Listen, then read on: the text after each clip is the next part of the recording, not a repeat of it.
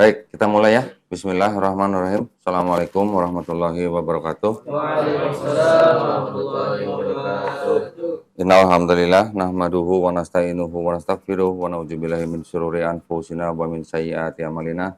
May yahdihillahu fala mudhillalah wa may yudlil fala hadiyalah.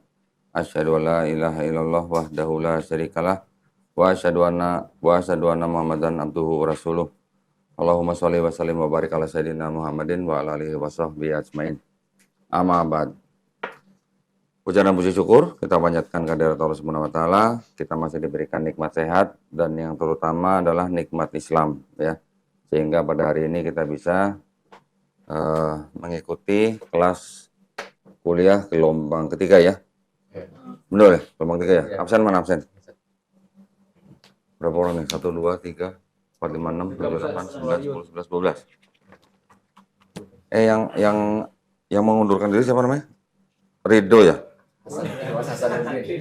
Siapa? Iwan Hasanuddin. Oh, Ikhwan Hasanuddin. 310. Loh, ini Ahmad Rizky belum? Harap. Ada? Ali Nasihin? Ada. Fikri Gunawan, no, kamu malah belum paraf gimana sih? Ada semua. Ridho Saputra, ada. Rizky, Ali kelas, ada. Berarti ini ada semua.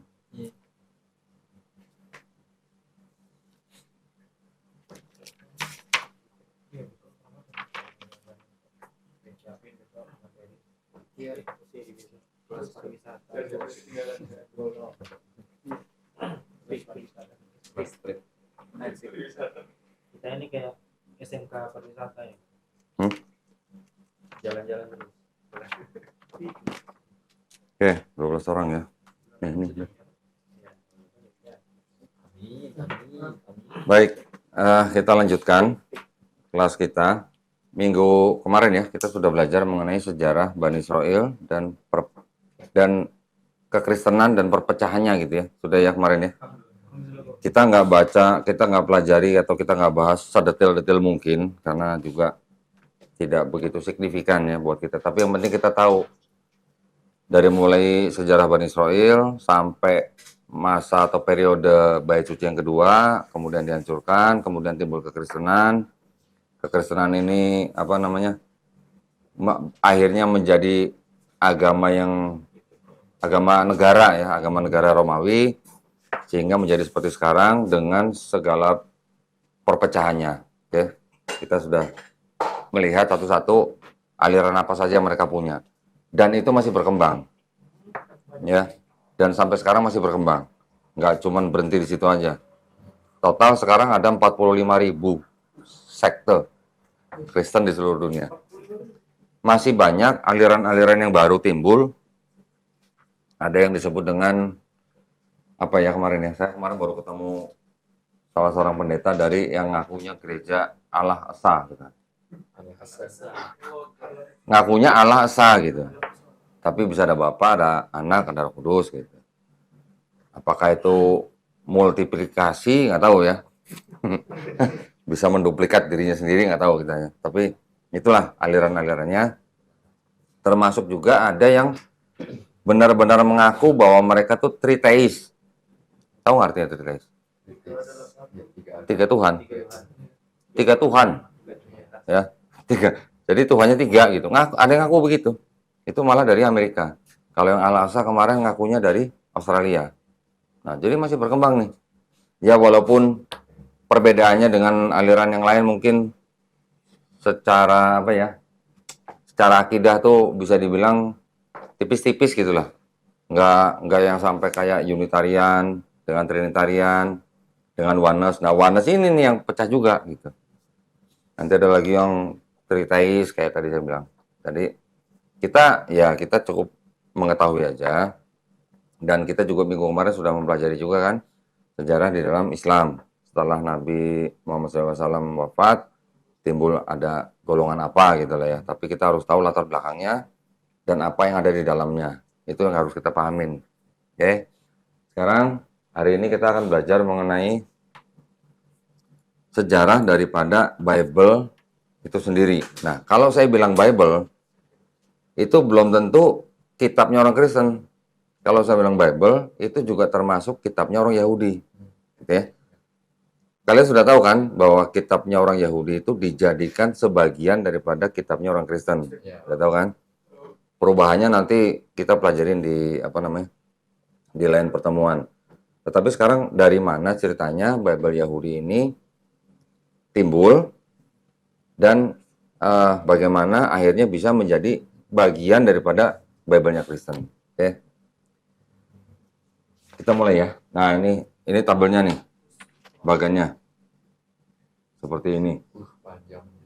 Nah, tapi ini nggak serumit yang kemarin ya. Ya.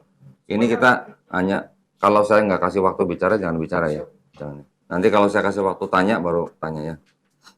Nah, jadi kita nanti akan mempelajarinya berdasarkan timeline gitu, atau garis waktu. Berdasarkan masa siapa, kira-kira di tahun berapa, di abad berapa, timbul apa, nanti menjadi apa gitu ya. Kita mulai saja. Kita mulai dari zaman Israel dan Yehuda. Kira-kira di abad ke-10 nih ya. Nah, kira-kira tahun 931 BCE. Ada yang tahu singkatannya BCE? Before Common Era. Before Common Era ya. Jangan pakai AD ya. AD tahu kan? Singkatannya udah Eno Domini. Domini. Tahun Tuhan kita. Nah, kita pakainya BCE aja atau SM lah sebelum Masehi gitu ya. Ini adalah permulaan sejarah Bible yang dapat diverifikasi. Israel kuno kan terpecah menjadi dua kerajaan, yaitu Israel Utara dan Israel Selatan. Nah, kira-kira di tahun 931 ini, yang paling tua dokumen yang masuk ke dalam Bible itu yang disebut dengan himne tua, atau yang contohnya lagu Deborah gitu. Kitabnya nanti ada hakim-hakim, contohnya gitu ya. Ini ada prasasti, tell and tale. Ini penyebutan tertua untuk rumah Daud, kira-kira di tahun 840 sebelum Masehi. Nah, jadi ini yang paling tua nih. Kemudian kira-kira sebelum 871 BCE, Ahab dari keluarga Omri menjadi raja Israel. Menurut Bible, Elia aktif, Elia itu maksudnya Nabi Elia ya, aktif selama pemerintahan ini. Nah, di antara waktu itu ada cerita-cerita yang berpusat pada tokoh Musa. Ada juga cerita-cerita yang berpusat pada tokoh Abraham. Kalau yang Musa lebih populer di daerah Israel Utara, kalau yang cerita berpusat Abraham populer di daerah Israel Selatan.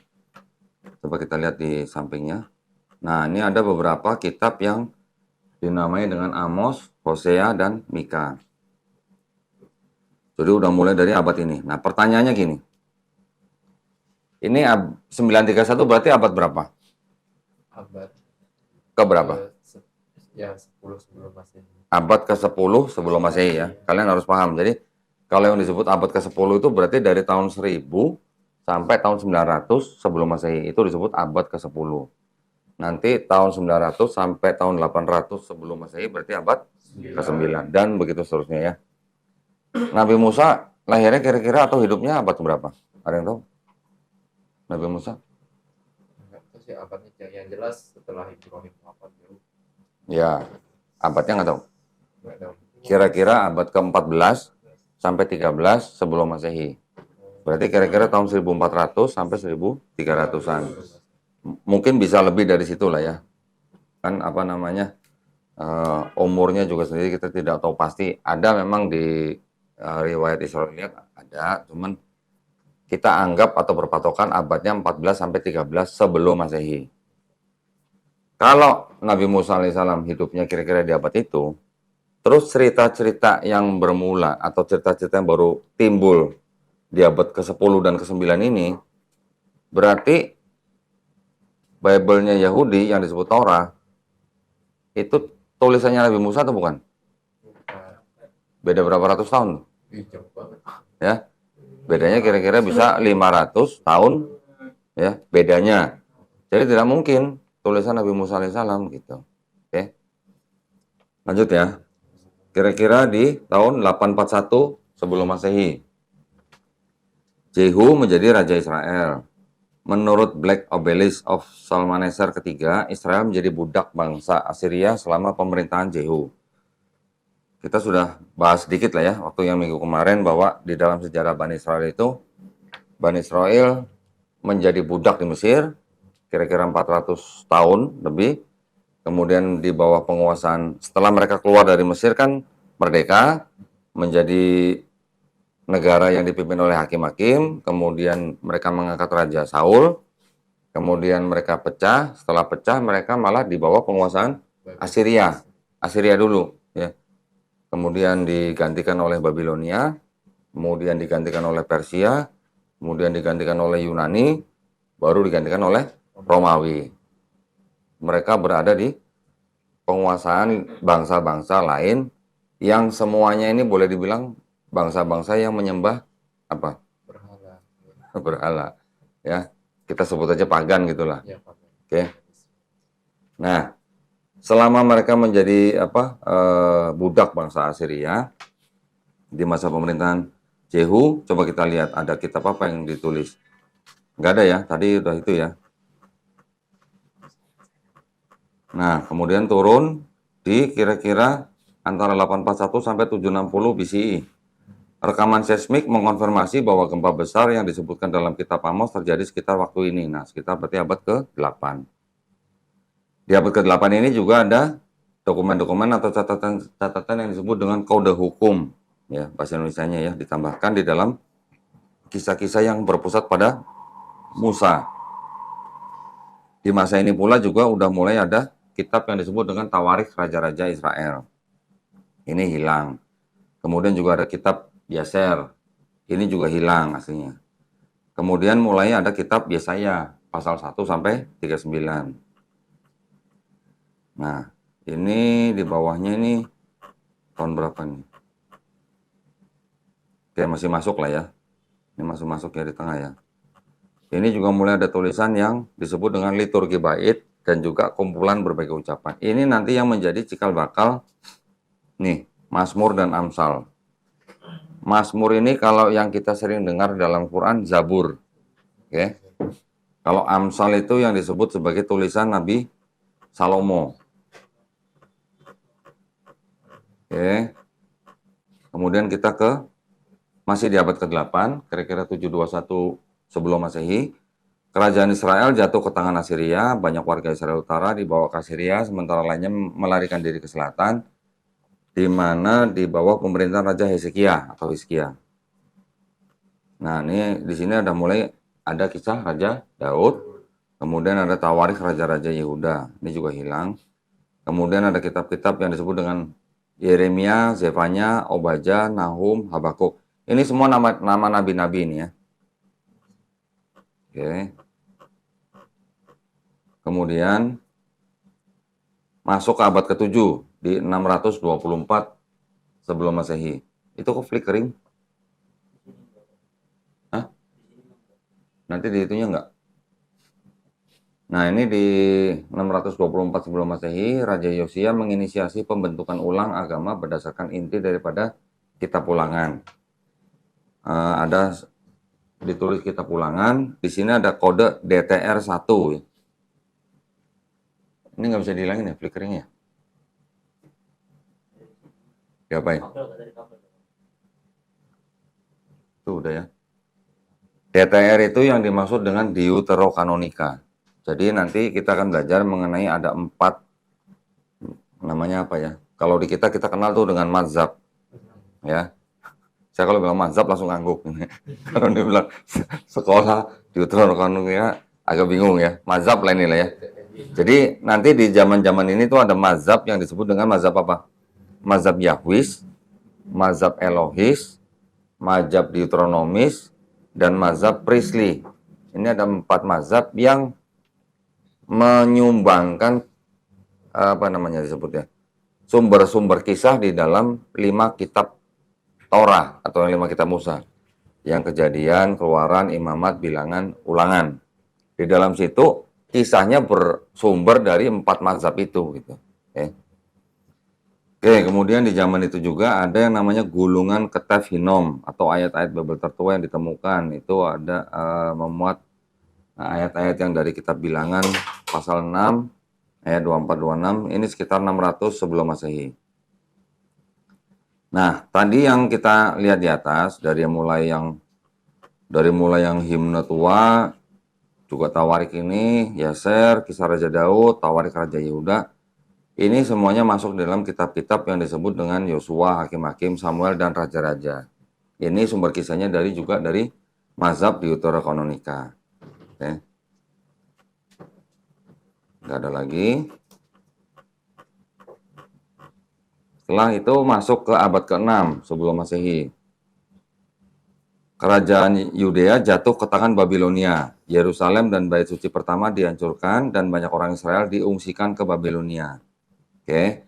Tadi kalau ada ulangan, sekarang diperbanyak. Jadi istilahnya dengan tolong ditutup aja tuh pintunya bisa. Pintu kamar mandi tolong tutup. Sudah tertutup belum? Terkunci. Ah, dikunci. Hah? Iya, dikunci aja. Oke. Nah, Deuteronomi 1 dan Deuteronomi 2 itu menunjukkan generasi yang berbeda dari kelompok Deuteronomis gitu ya. Nah, dari sini juga baru timbul kitab-kitab yang tadi kita lihat bersumber dari Musa dan Abraham. Ini menjadi satu, menjadi kitab-kitab Kejadian, Keluaran, dan Bilangan. Ini dipercaya bersumber dari mazhab yang disebut dengan JE. JE itu yang tadi saya sebut Yahwis dan Elohis. Berarti ini dua mazhab nih. Oke.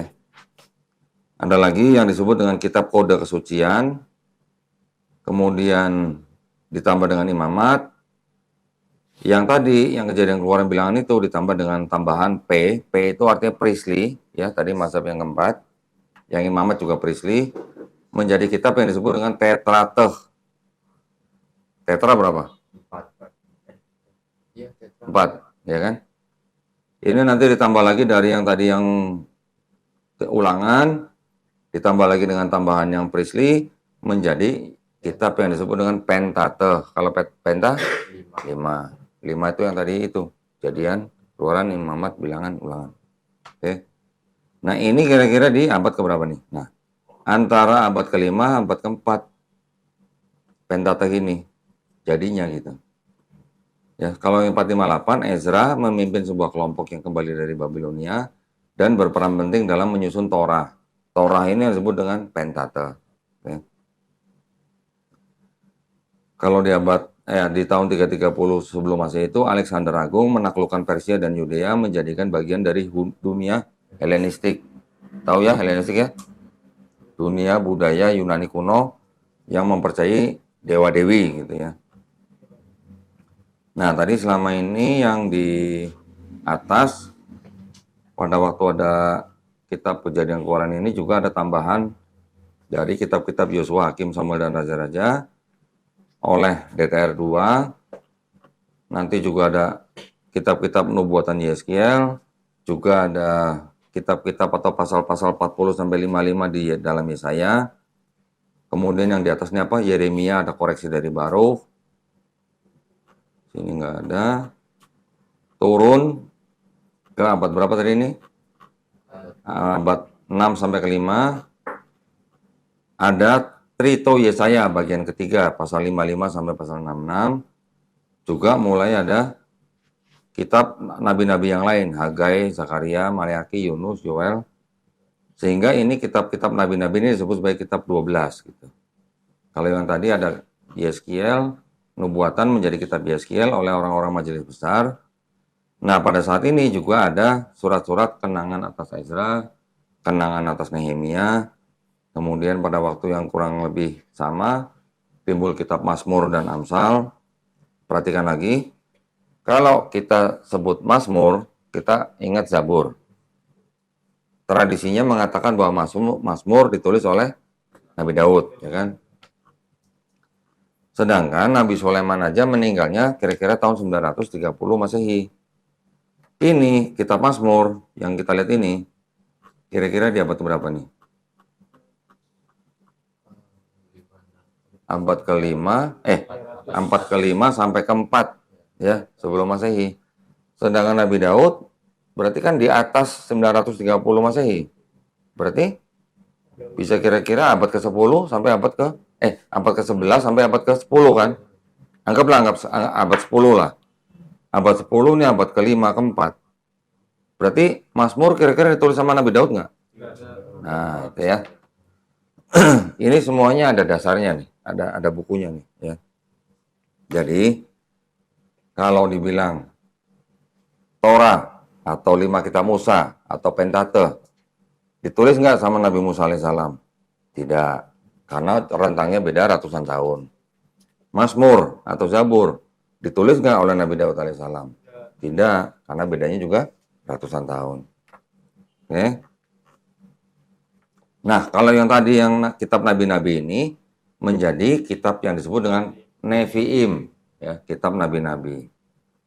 Kalau yang tadi yang kenangan atas Esra dan Nehemia menjadi Esra Nehemia atau Pentawarikh disebut dengan Tawarikh. Kemudian ini nanti menjadi gabungan menjadi kitab-kitab yang lain. Kalau yang Mazmur, Amsal, ada kitab Ayub juga. Di sini juga timbul kitab Rut, Pengkhotbah, Kidung Agung, Esther, dan ada yang juga disebut dengan 5 gulungan, ditambah dengan Daniel, menjadi kitab-kitab yang disebut dengan tulisan atau ketuvim. Oke. Minggu kemarin kita sudah lihat ya, sudah lihat ini kan. Di dalam ini ada Torah, Nevi'im, Ketuvim. Nah inilah asal usulnya di sini. Oke. Oke, dari Ketuvim, sebentar saya lihat nih. Saya harus ceritakan yang ini dulu nih. Tadi yang antara Pentateuch sama Nevi'im sudah jelas ya. Taurat sama Nevi'im sudah jelas kan. Yang Taurat atau yang Pentateuch itu kira-kira di abad ketiga nih. Tadi kan 330 ya kita ya. 301 sebelum Masehi, Yudea di bawah penguasaan dinasti Ptolemy atau Mesir. Kemudian kira-kira di tahun 260 sebelum Masehi, Raja Ptolemy II Philadelphus membentuk tim untuk menerjemahkan Taurat ke bahasa Yunani disebut Septuaginta. Ya, Septuaginta. Ini kitabnya. Yang diterjemahkan ke dalam bahasa Yunani ya. Jadi sambil ngomong ada barangnya gitu. Enak kan gitu kan. Di tahun 200 sebelum Masehi, penguasaan Yudea beralih ke Seleucid. Sebentar saya lihat di sini. Nah, berarti di zaman-zaman ini juga sudah mulai ada kitab-kitab yang disebut dengan kitab-kitab apokrifa. Ya, ada kitab Sirah, Tobit, kemudian ada prolog ditambahkan, kemudian ada Yudit dan Baruch, ada kebijaksanaan Salomo, 1 Makabe, 2 Makabe, ini dari sejarah pemberontakan Makabe ya. Ini semua nanti yang membentuk kitab-kitab yang disebut dengan apokrifa. Ini terbentuk kira-kira ini malah di zaman yang diperkirakan Yesus hidup gitu. Nah, yang tadi Septuaginta itu dari abad ke berapa nih? Kedua sebelum Masehi. Kita baca aja nih. Di tahun 164 sebelum Masehi, setelah 3 tahun pemberontakan, kaum Makabe menguasai Yerusalem dan Bait Suci kedua, di mana sebelumnya dinodai oleh Antiochus keempat Epiphanes. Tahun 14 sebelum Masehi, salah satu dari kaum Makabe, Simon Tasim, menjadi pangeran Yudea, sekaligus mendirikan dinasti Hasmonean sebagai penguasa turun-temurun dari yang sekarang negara Israel berdiri. Kira-kira pada zaman ini, itu ditulis kitab-kitab yang disebut dengan gulungan laut mati. Ya. Termasuk fragmen-fragmen dari setiap kitab dalam Bible Ibrani, kecuali kitab Esther. Ya. Ini kira-kira dari tahun 250 sebelum Masehi sampai tahun 70 Masehi. Nah, kira-kira di tahun 63 sebelum Masehi, Jenderal Romawi Pompei Agung menguasai Yerusalem, membuat Yudea menjadi negara bagian Romawi. Di tahun inilah Septuagintanya komplit nih. Gitu. Ya, Ini isinya nabi-nabi, tulisan dan beberapa apokrifa ditambahkan. Kemudian tahun 37 sebelum Masehi, Romawi menunjuk Herodes Agung menjadi raja Yudea. Jadi Herodes itu adalah raja boneka gitu loh. Nah, tahun 4 sebelum Masehi sampai kira-kira tahun 30 Masehi, inilah perkiraan masa hidupnya Yesus. Oke. Di sini sudah ada tulisan apa nih? Belum ada ya, ini tadi malah apokrifa ya. Nah, setelah Yesus nggak ada, antara tahun 30 sampai 70 Masehi, inilah masa-masa pertama yang disebut dengan surat-surat Paulus pertama ditulis, yaitu Roma, 1 dan 2 Korintus, Galatia, Filipi, 1 Tesalonika, dan Filemon. Yang lain bagaimana? Yang lain, kan surat Paulus tuh kira-kira ada 13 ya, 13 surat. 14 kalau mau dihitung dengan kitab Ibrani, tapi kalau yang kitab Ibrani itu sudah jelas itu bukan tulisan Paulus gitu ya. Tulisan Paulus yang pertama kali ditulis itu kira-kira tahun 48 Masehi. Oke. Ditulis kemudian baru di tahun 70 Masehi ya, Yerusalem dan Bait Suci kedua sepenuhnya dihancurkan oleh Romawi setelah terjadi pemberontakan besar oleh Yahudi. Beberapa orang bijak Yahudi pindah ke Yafne, di mana mereka dikenal sebagai rabi. Kekristenan mulai terlihat berbeda dari Yudaisme. Kita sudah belajar ya kemarin ya. Kira-kira setelah Bait Suci kedua dihancurkan, orang-orang Yahudi yang mengikuti Taurat, yang mempelajari Taurat, mereka pindah ke Yafne, kemudian dikenal sebagai kelompok Rabbinik Yudaisme. Oke. Ini terlihat berbeda sama sekali dengan yang disebut dengan Kristen atau kekristenan yang mengikuti pemikiran Paulus. Kita lihat pada zaman-zaman ini, tahun 70 Masehi ini justru sesaat sebelum Bait Suci kedua dihancurkan tuh dipercaya bahwa kitab Markus itu baru pertama kali ditulis, ya, sebelum Matius dan Lukas. Matius dan Lukas itu menyadur dari Markus. Ini ada foto Mr. Bean lagi ngeliat temennya nyontek, kelihatan nggak? Iya, kelihatan. Oke, kelihatan ya. Nah, kira-kira gitulah Matius dan Lukas gitu ya. Menyadur dari Markus, kemudian baru ditambah dengan Yohanes, dan surat-surat Rasul dan Wahyu. Ini semuanya anonim. Tahu maksudnya anonim? Yang menulis tidak mengaku bernama siapa-siapa gitu. Jadi tidak ada tulisan nama penulis gitu. Semuanya anonim. Ya. Baru kira-kira di antara 70 sampai 135 Masehi, surat-surat tambahan yang disebut dengan Paulus juga ditulis. Ini juga anonim, ya. Baru surat-surat Paulus, Gospel dan surat-surat Rasul dan Wahyu itu baru dijadikan menjadi perjanjian baru. Ini ada dokumen yang dianggap paling tua, itu disebut dengan Papirus 52 nih. Fragmen tertua perjanjian baru. Dan ini pun bukan asli, ini pun salinan gitu. Jadi yang asli semuanya sudah tidak ada. Yang ada adalah salinan, dari salinan, dari salinan, dari salinan gitu. Oke. Dokumennya memang banyak. Dokumennya banyak. Untuk perjanjian baru aja mungkin kurang lebih 5.800 dokumen. Salinan gitu ya. Tapi dari 5.800 salinan itu tidak ada dua yang identik. Paham ya maksudnya? Semuanya berbeda-beda gitu. Entah itu perbedaan huruf, perbedaan kata gitu. Saya pernah bahas juga kemarin yang ada kata Kristianos dengan Kristianos. Itu hanya perbedaan satu huruf yang kelihatan pernah dihapus gitu. Ya. Kemudian ada lagi yang disebut dengan Papirus 46. Ini juga salinan tertua dari surat Paulus. Ini di abad kedua nih berarti ya. Ada lagi nanti Papirus 66, salinan tertua Gospel, kebanyakan dari Gospel Yohanes, ini juga di abad kedua. Nah, setelah menjadi perjanjian baru ini, yang Septuaginta yang udah komplit ini, ya, ini kan sebelumnya ini menjadi Vulgata nih. Dari Vulgata baru menjadi Codex Vaticanus. Codex Vaticanus selain diambil dari yang Septuaginta, juga dimasukkan dari Perjanjian Baru. Jadi Septuaginta dan Perjanjian Baru ini yang menjadi Codex Vaticanus. Codex Vaticanus ini yang menjadi salinan Bible tertua terlengkap dalam bahasa Yunani, berisi Septuaginta dan Perjanjian Baru. Ini ditulis kira-kira di pertengahan abad keempat Masehi. Berapa ratus tahun jaraknya dari Yesus coba? Dari tahun 30 Masehi ke 350 Masehi. Berarti selisih kira-kira 320 tahun. Ya.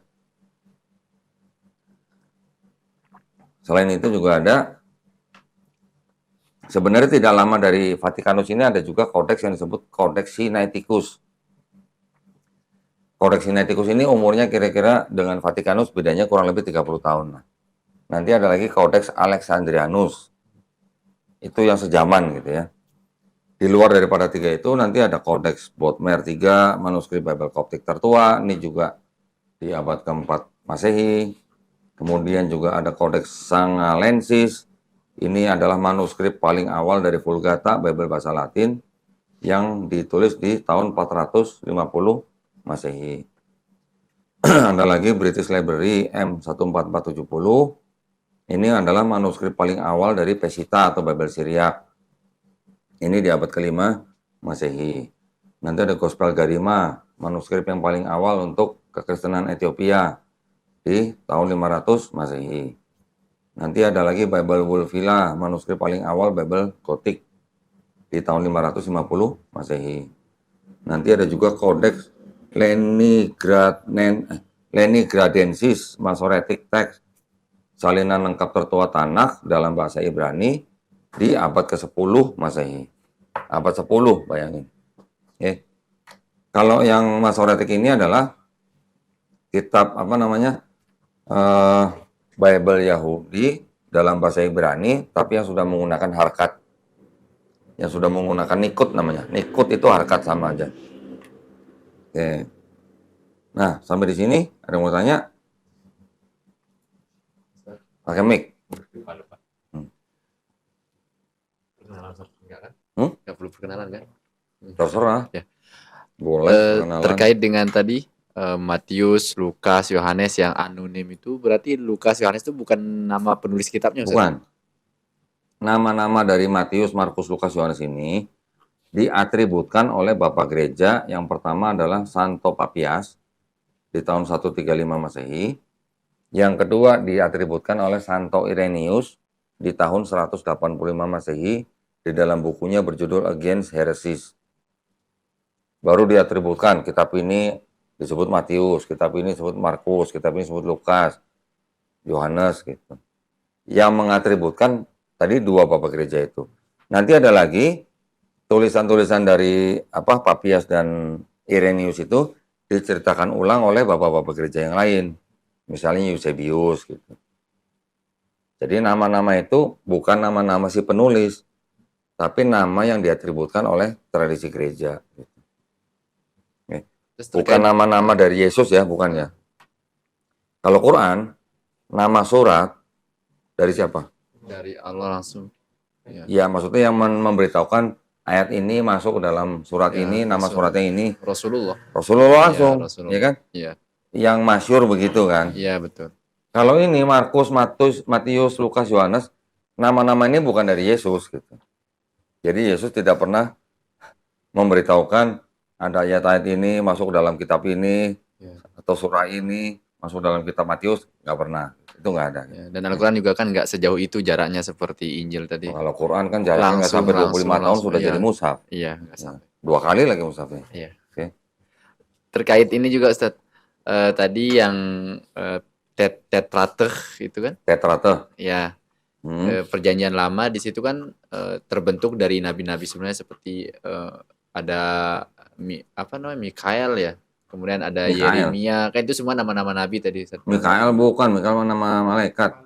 Malechi ya, Malechi, kemudian yang lain-lain itu kan ada Zakaria juga disebut, kemudian Yeremia, kan itu nama-nama nabi semua. Nah, apakah kitab-kitab yang tadi itu muncul itu memang sesuai dengan nabi itu muncul atau dibuat oleh orang lain? Kalau tradisi mereka mengatakan bahwa yang menulis itu nabi itu sendiri. Tetapi sekarang kita buktikan aja. contoh aja satu. Kita lihat di sini, Yesaya. Yesaya pertama kali tadi timbul kan di mana? Nih, yang Yesaya 139 nih ya.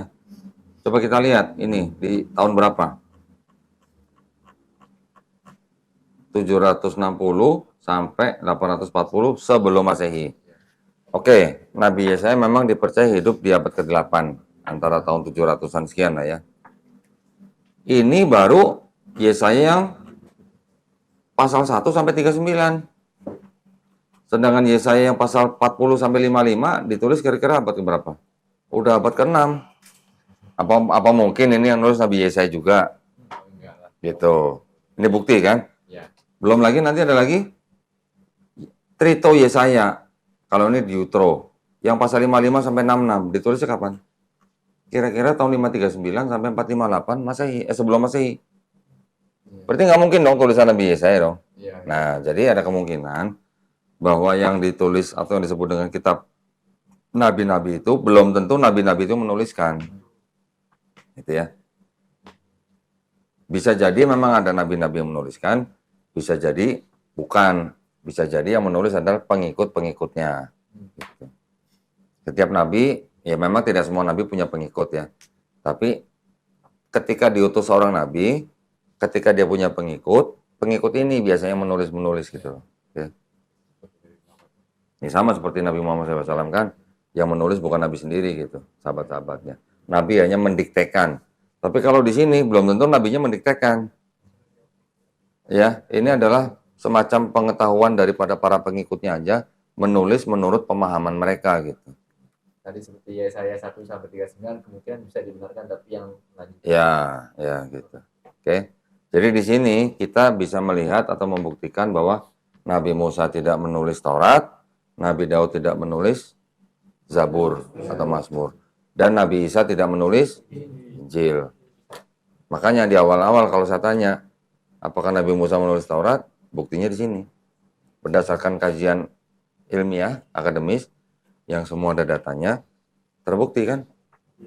Yang disebut dengan Bible-nya orang Yahudi dan Bible-nya orang Kristen, yang ada kitab disebut Pentateuch atau 5 kitab Musa, bukan tulisan Nabi Musa. Nanti kita bisa melihat lagi lebih dalam lagi bukti-bukti yang lebih dalam bahwa Nabi Musa tidak menulis Taurat. Karena ada salah satu yang paling jelas kisah kematian Musa. Ada di dalam kitab Musa. Apa mungkin orang mati nulis sendiri? Kan nggak mungkin. Kejadian yang akan datang ditulis oleh orang yang akan mati gitu kan juga nggak mungkin. Karena ceritanya cukup detail gitu.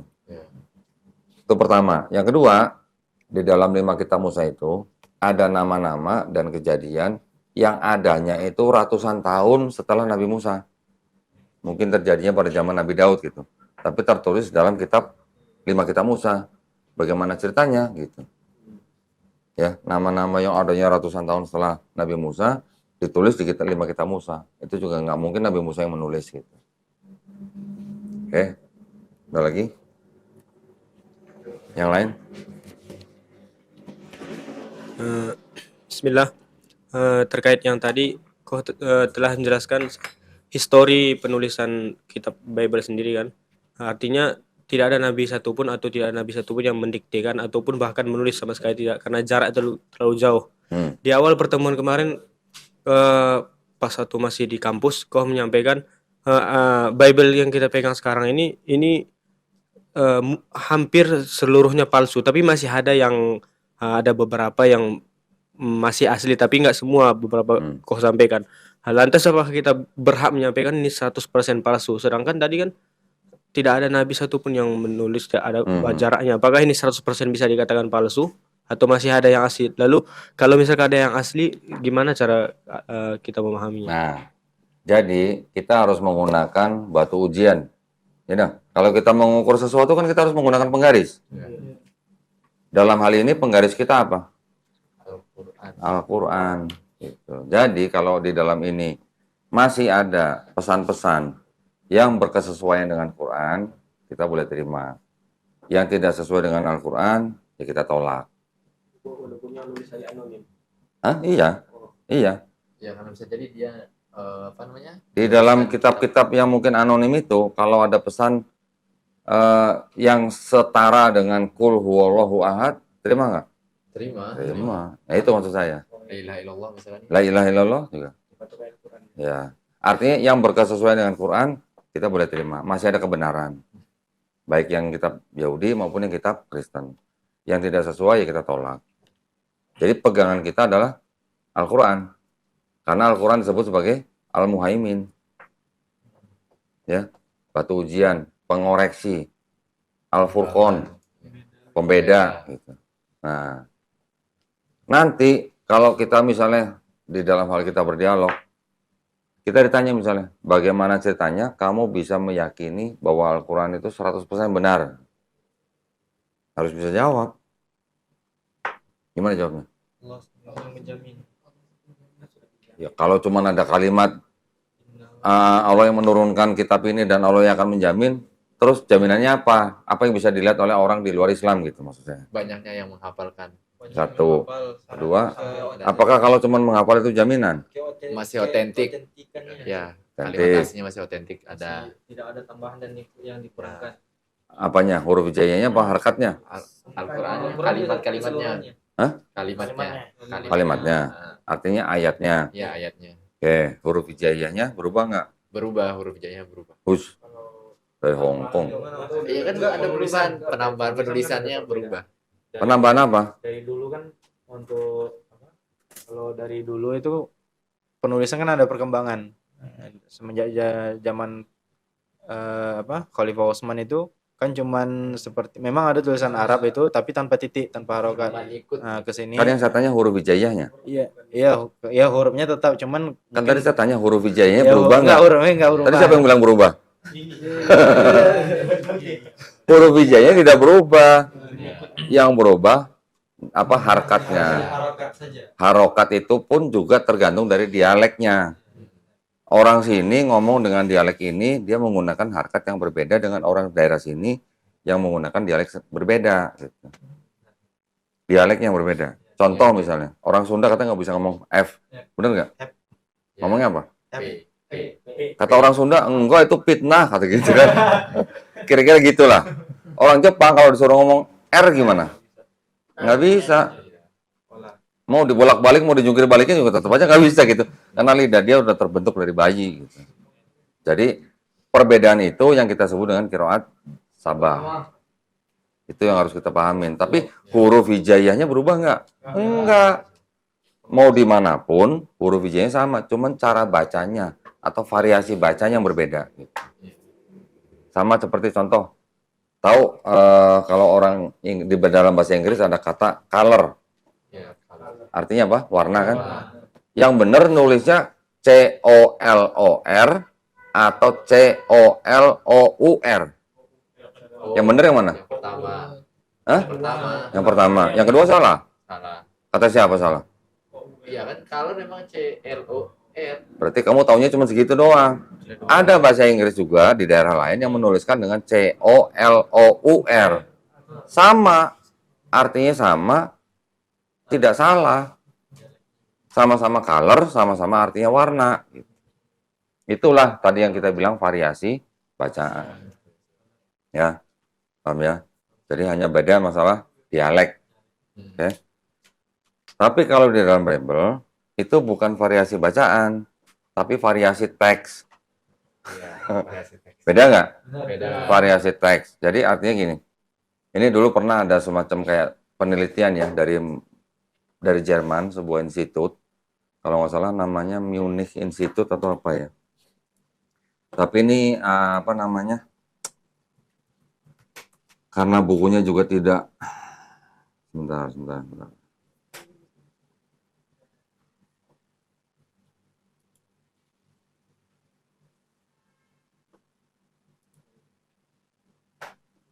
Iya benar, namanya Jerman Munich Institute. Itu mereka mencoba mengumpulkan naskah Quran dari seluruh dunia, ya, dikumpulkan. Terkumpul ada berapa nih? 42.000 apa namanya? Buku kitab, ya, 42.000 mushaf. setelah diteliti dari 42.000 itu tidak ada, nggak usah ditampilin. Setelah diteliti tidak ada 2 naskah Quran yang berbeda. Jadi artinya semua huruf hijaiyahnya sama. Ya. Yang berbeda hanya tanda baca gitu. Tapi naskah Perjanjian Baru itu dikumpulkan semua, terkumpul 24.000. 24.000 buku ya. Dari 24.000 itu tidak ada 2 buku yang identik gitu. Artinya tidak ada 2 buku yang benar-benar sama gitu. Bedanya di situ. Yang Quran tadi 42.000 tidak ada yang beda, yang PB 24.000 tidak ada yang identik. Bedanya gitu. Ya. Ini apa? Informasi ini dulu tuh pernah ditulis oleh seorang yang namanya siapa ya? Saya lupa ya. Saya cari bukunya juga memang nggak ketemu sih. Itu soalnya dokumennya katanya hancur sebelum atau pas lagi Perang Dunia Kedua. Gedungnya dibom. Jadi hancur semua. Oke, itu informasi aja lah ya. Kita balik lagi ke sini. Tadi pertanyaan sudah terjawab ya? Oke, ada lagi bertanya? Jadi bertanya tadi kan dibilang kalau mazhab mazhab lah beberapa yang Sekolah. Ya. apa namanya? Sekolah. Sekolah anggap aja. Itulah yang tadi. di dalam Kristen itu kan sampai puluhan ribu itu. Apakah di antara puluhan ribu itu nanti masing-masing dari sekte itu bisa nimbulkan versi Bible sendiri? Ada. Pasti ada itu. Ada. Nanti. Belum nyampe itu. Belum nyampe. Kebiasaan. Belum dijelasin udah nanya. Nanti ada. Ya, nanti kita juga belajar bagaimana versi Bible itu bisa berkembang. Dari siapa? Dari dokumen apa gitu. Nanti. Ada lagi pertanyaan? Kalau nggak ada kita ke situ. Lanjut? Oke, berarti ini sudah cukup ya.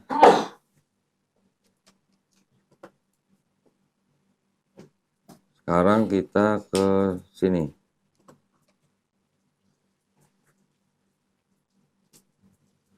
Ambilin, Rik. Nah, ini. Ya, ini kalau ini nggak terlalu panjang. Segini aja. Oke, tadi kan kita sudah melihat ada tanah kan, kita sudah tahu tanah kan dari abad ke-4 sampai abad 1 sebelum Masehi. Kemudian Septuaginta dari abad ke-3 sampai abad ke-2 sebelum Masehi. Vulgata tadi di abad ke-4 Masehi, ya. Dari Vulgata ini menurunkan Bible yang disebut dengan Bible Wycliffe. Ini di abad ke-14 Masehi. Kemudian juga ada Bible Tyndale. Ini tidak selesai, ini di abad ke-16 Masehi. Kemudian dari Tyndale ini menjadi The Great Bible, abad ke-16 Masehi. Sementara itu juga dibuat Bible dalam bahasa Yunani, namanya Textus Receptus. Ini yang menyusun namanya Erasmus. Textus Receptus disusun oleh Erasmus. Semuanya us gitu ya. Dari Textus Receptus ini, dia bergabung dengan The Great Bible menjadi Bishop's Bible. Ini di abad ke-16. Dari Textus Receptus ini juga ditulis dalam bahasa Latin menjadi Geneva Bible. Tahun 1560. Ini ada nih Bible-nya nih. Nih, Geneva Bible. Masih dalam bahasa Latin.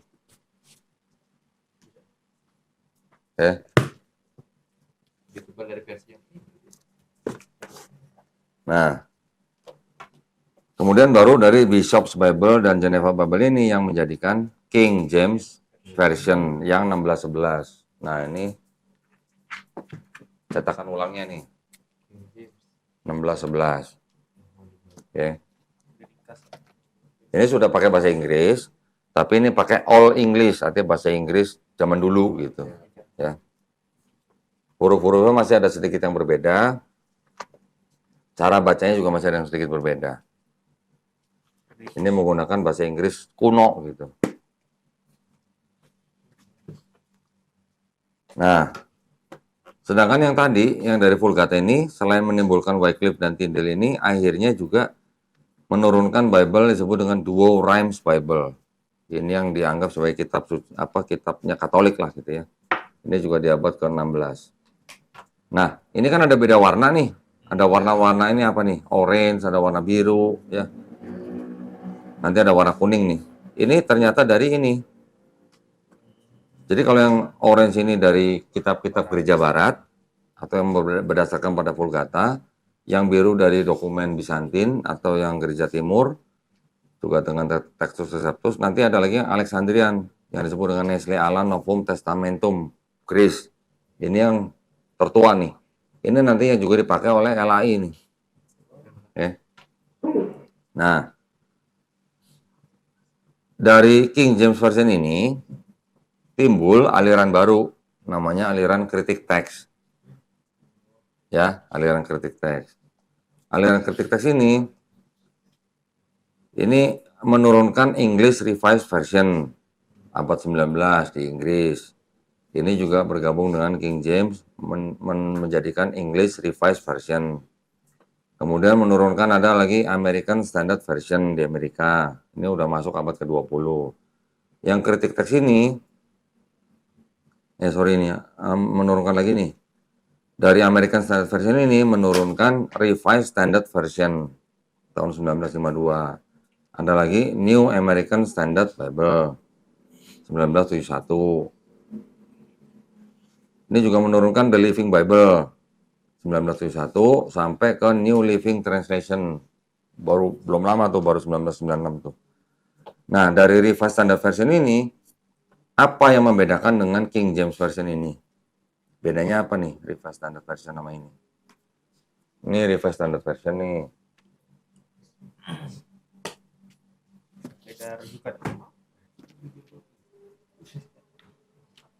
Kalau kita ngomong di sini ada barangnya gitu, enak kan ngomongnya kan. Di sini itu ayat-ayat yang tidak termasuk di dalam dokumen-dokumen yang paling tua, itu di dokumen-dokumen itu tidak ada. Di sini juga nggak dimasukin. Tapi kalau Bible-Bible yang tidak mengikuti yang kritik teks, itu banyak ayat-ayat yang di dokumen tertua tidak ada, kemudian ditambahkan beberapa abad sesudahnya, masuk ke dalam Bible. Jadi, contoh misalnya. Ini ada Bible namanya Gideon ya. Gideon ini juga diambil dari King James Version. Azan ya? Udah, kita break dulu ya. Nanti kita lanjutin ya. Kita sholat asar dulu. Baik, kita lanjutkan ya. Bismillah. Jadi kita tadi sudah sampai mana tadi? RSV ya. Revised Standard Version yang alirannya itu mengikuti aliran kritik teks sehingga mereka tidak mencantumkan ayat-ayat yang tidak ada di dalam dokumen-dokumen tertua gitu ya. Artinya dokumen-dokumen yang lebih dekat kepada narasumber. Dokumen-dokumen tertua yang dianggap dekat dengan narasumber itu adalah dokumen-dokumen yang dibuat kira-kira di abad ke-4 Masehi. Itu pun jarak dengan narasumber masih ratusan tahun gitu ya. Tetapi ada dokumen-dokumen yang mungkin di abad ke-10, 11, bahkan 15, 16 yang bisa dikatakan menyisipkan ayat-ayat tambahan, ya ayat-ayat yang ditambahkan belakangan gitu. Nah kalau yang kritik teks tidak memuat ayat-ayat tersebut gitu. Itu ada di Bible-Bible yang memang menjadi studi Bible. Di situ disebutkan ayat ini tidak ada dalam dokumen ini. Ayat ini tadinya catatan di pinggir halaman, kemudian disisipkan gitu. Karenanya ayat ini atau bagian ini pasti tidak asli. Tulisannya pasti tidak asli. Berarti apa? Nah, kamu yang ngomong bukan saya. Kalau di dalam ilmu hadis diterima nggak? Yang begitu? Maudu ya. Jadi ayat-ayat di dalam Bible itu bisa dikatakan itu sebenarnya banyak ayat-ayat atau setara dengan hadis maudu gitu. Sedangkan yang tidak dianggap sebagai maudu itu pun yang nulis saja tidak diketahui siapa. Berarti kan tidak jelas perawinya. Iya, tidak jelas. Perawinya nggak tahu, sanadnya nggak tahu, gimana? Masuk kemana tuh hadisnya? Bisa mungkar karena tidak diketahui siapa yang menulis dan tidak Kalau kita istilahnya kan sahih itu berarti kan sampai kepada Rasulullah. Kalau ini yang nulis siapa aja nggak tahu gitu. Datang dari siapa aja nggak tahu gitu. Nama-nama itu adalah nama-nama yang diatributkan. Gitu. Diatributkan artinya apa? Disematkan. Dan belum tentu benar. Dan belum tentu benar. Sebagian sudah dipastikan bahwa ayat ini pasti tidak asli. Oke. Ya, kita lanjut ke versi yang Bible tadi. Jadi tadi kalau yang dari American Standard Version menurunkan Revised Standard Version 1952. Kemudian ada New American Standard Bible 1971, ada The Living Bible 1971. Yang The Living Bible ini menurunkan New Living Translation 96. Kalau yang RSV Revised Standard Version menurunkan New Revised Standard Version, sudah di-revise aja di-revise lagi gitu. Ya. Terus menurunkan lagi New RSV Updated Edition. Jadi sudah revisi, yang revisi direvisi lagi, yang revisi kedua diupdate lagi gitu.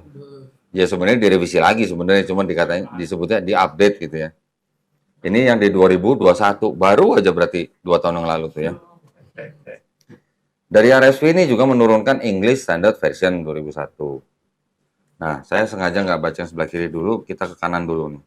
Oke, jadi dari kritik teks, selain tadi menurunkan English Revised Version yang juga bersama dengan King James Version, kritik teks juga menurunkan New International Version. Nah, New International Version itu ini.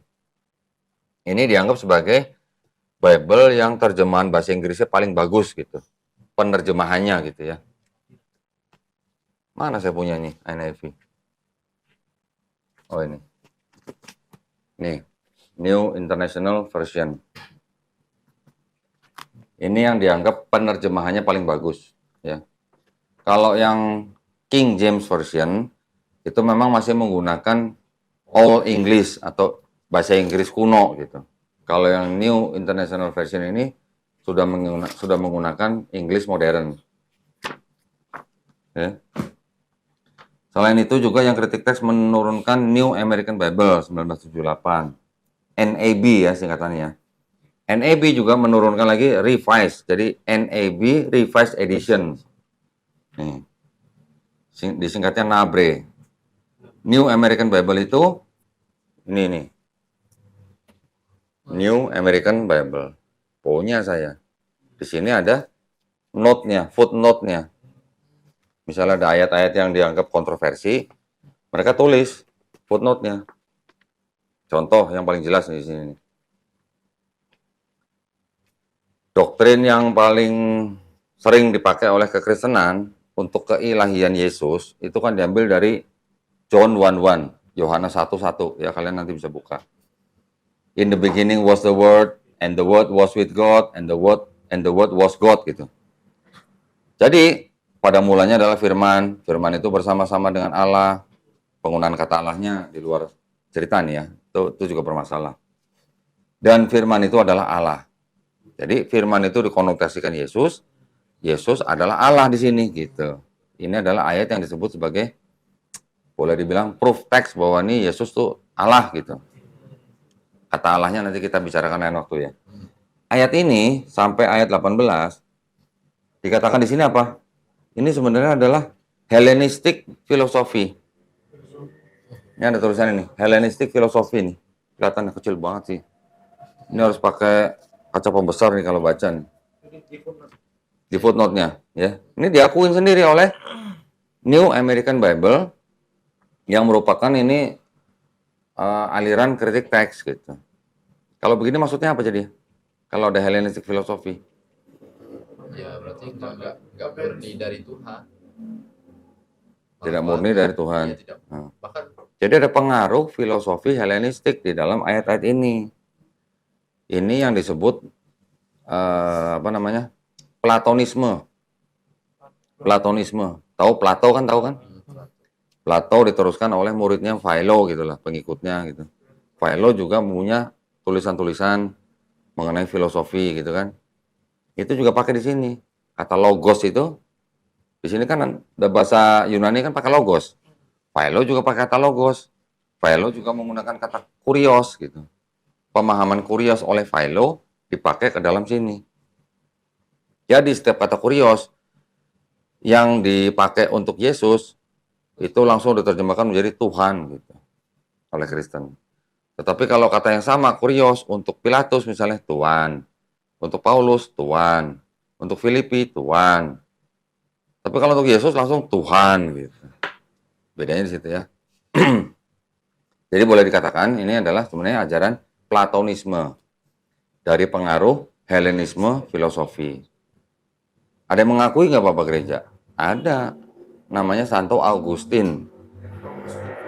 Santo Augustin menulis di dalam bukunya yang berjudul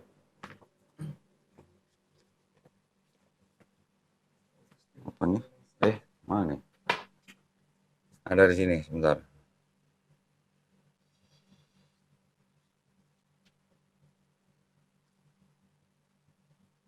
Mana ya?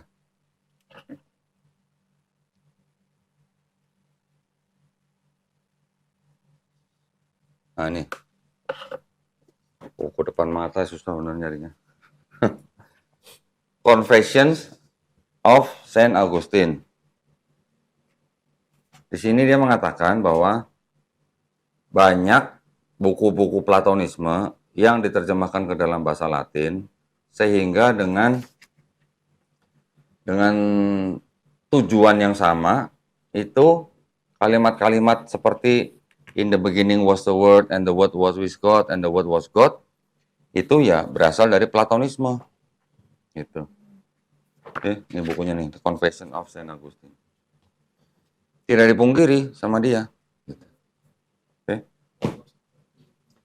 Nah, tadi yang dari NAB yang Revised Edition, yang golongan kritik teks juga menimbulkan Bible yang namanya Holman Christian Standard Bible 2004. Menurunkan lagi Christian Standard Bible 2017. Nah, yang tadi saya belum baca tuh yang ini. Ada yang dari King James ya, itu menurunkan New King James Version. Ini ada revisi juga berarti ya. Terus di luar daripada yang aliran tengah ini, itu ada JPS Tanakh. JPS Tanakh itu artinya terjemahan Tanakh.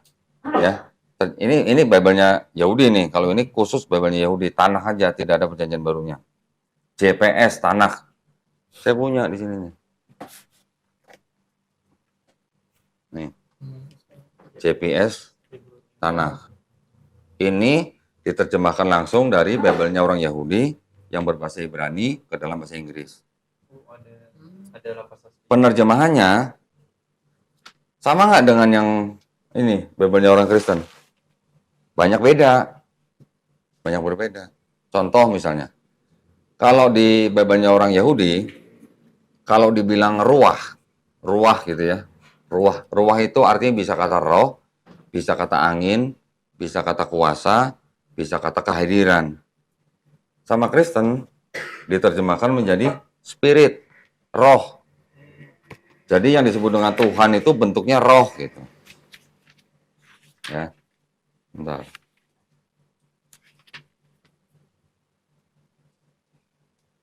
Nah ini, Spirit of God. Jadi roh Tuhan gitu. Ya. Tapi kalau di sini diterjemahnya menjadi apa? Divine presence. Artinya apa? Kehadiran ilahi. Kira-kira sama nggak?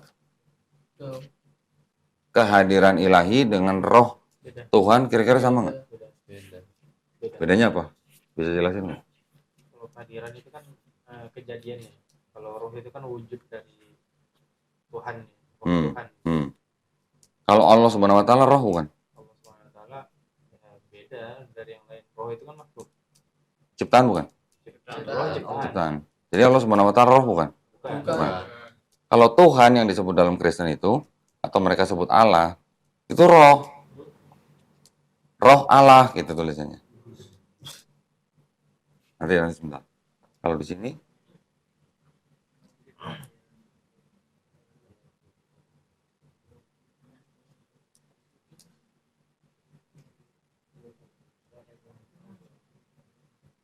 nah, kalau di sini diterjemahkan wind from God, angin. Nah, ya. Kalau yang di tanah ini diterjemahkan menjadi divine presence, kehadiran ilahi. Nah, ini. Divine presence, kehadiran ilahi. Tapi kalau di Bible-nya orang Kristen, di Kejadian, Spirit of God, gitu. Ya, berbeda ya. Itulah kenapa, karena Kristen memahami bahwa Tuhan itu roh, makanya akhirnya di Perjanjian Baru jadi timbul Roh Kudus, gitu. Roh Kudus itu ya roh Tuhan itu, gitu. Padahal kalau kita mau secara kritis sedikit, yang saya bacain bahasa Indonesia aja biar nggak bingung. Kalau kita mau kritis sedikit, kata-katanya itu begini. Ini dari Kejadian 1 nih ya. Pada mulanya Allah menciptakan, ini pakai kata Allah ya, menciptakan langit dan bumi. Jadi ada siapa? Allah. Ya, ada Allah nih. Bumi belum berbentuk dan kosong. Gelap gulita meliputi samudera semesta dan roh Allah. Jadi pertama ada Allah. Ini ada roh Allah. Berarti dua entitas berbeda. Ya kan? Kalau sederhana aja. Kan begitu kan? Ada Allah, ada roh Allah. Gimana? Yang kita pahami roh itu kan ada di dalam jasad manusia ya. Kalau ini yang sebagai Tuhan yang Maha Kuasa, ada Allah, ada roh Allah. Gimana? Dua entitas yang berbeda. Nah, Yang satunya ciptaan. mereka kan bilang, ya itu sama, itu satu. Gitu.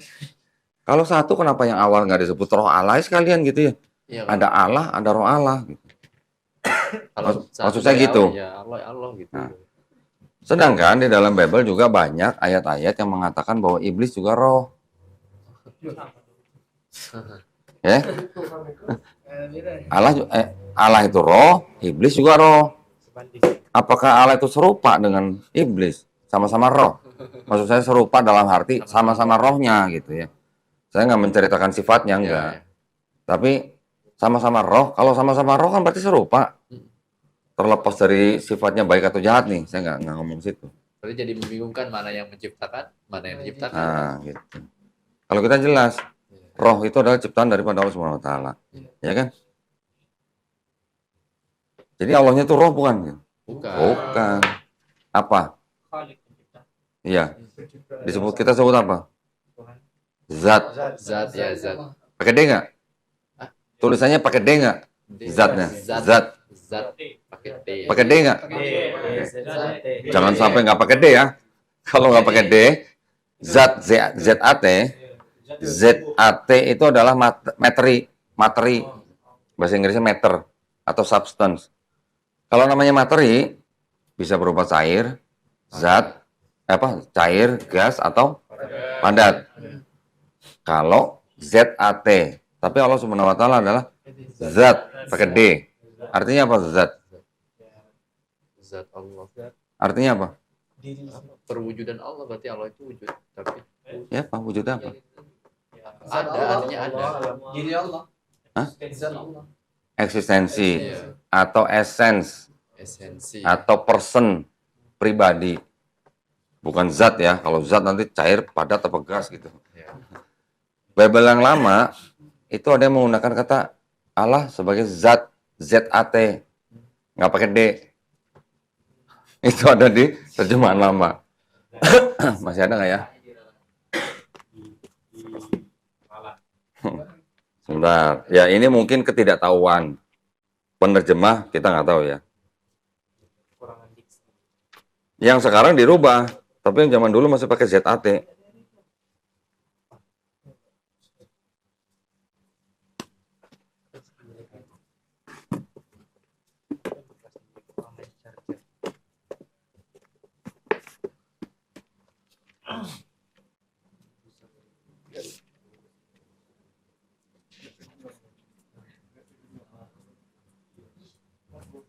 Nah nih, ayat 3 nih. Coba bacain.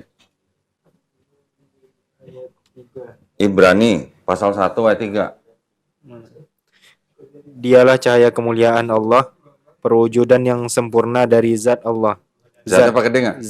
ZAT. ZAT. Kalau ZAT, tadi kan saya bilang apa? Materi Materi. Ya. atau matter atau substance. Berbentuk cair, gas, atau padat. Nah, kalau ini nggak pakai D kan? Zat kan? Nah, berarti itu cair, padat, atau gas gitu. Tergantung. Ini cuma nanya doang. Jadi ada bedanya ya, zat tanpa D dengan zat pakai D. Oke, kalau zat pakai D itu pribadi atau esensi, essence.